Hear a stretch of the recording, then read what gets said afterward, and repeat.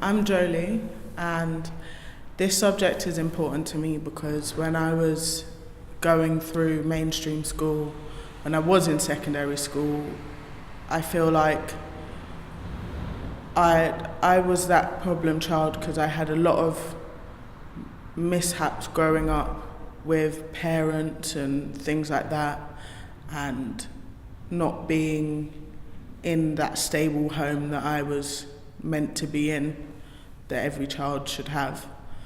And my way of dealing with it was being angry, being that child that walks out whenever they want, does whatever they want, when they want, basically, and not caring what authorities say and what repercussions happen.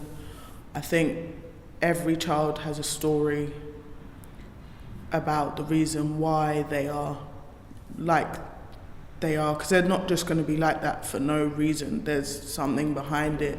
But I feel like teachers don't have enough time when they're in a big class of 30, however many people, they don't have enough time to take that child aside and say, what's the issue? I feel like once that training is then given to those teachers, they know how to deal with it. They know how to maybe speak to a child in a certain way and make the child then open up.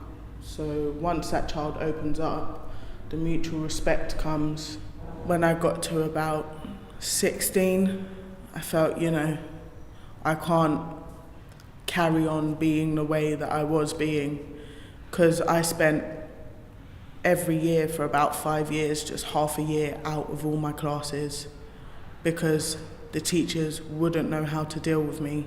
So I would go to school, be sitting in a room by myself, like just not really knowing what to do with myself. So I would be bored.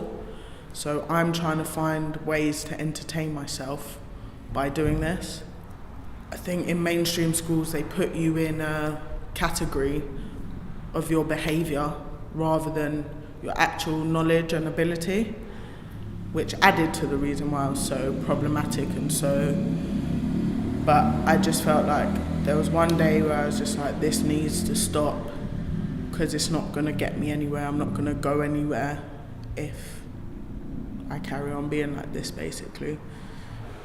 What Kalisa does is they actually help young people to have that voice and to help them to be able to, speak and say how they're feeling and feel like someone's actually, listening to them and they can change the way that they are for the better.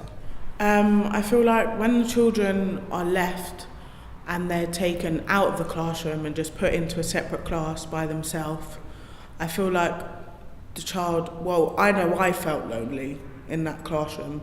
I felt like, no one had time to hear my story and what I was going through that day.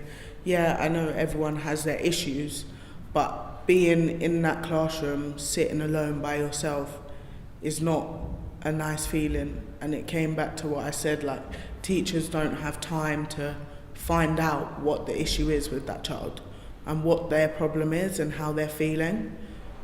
If that person is distracting the class, for the people who are listening, set them to do their task.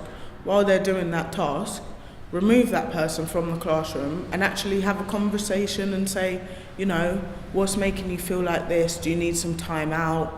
If you have this issue, if you have that issue, do you feel like you can go to a teacher and say, this is my issue, this is my problem? And I guarantee a lot of them in mainstream school will say no.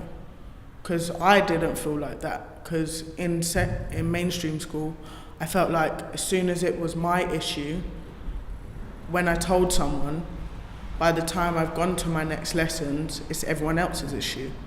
So that security and that security wasn't there. I didn't feel like I had that connection with anyone. And I feel like at the new college that I'm at now, I feel like everyone's very close. The college is very small. We're all very family orientated, and they have like I have a lot of respect for my head teacher and my deputy head. They help me with everything. I wouldn't be doing a lot of the things that I am doing if it wasn't for them.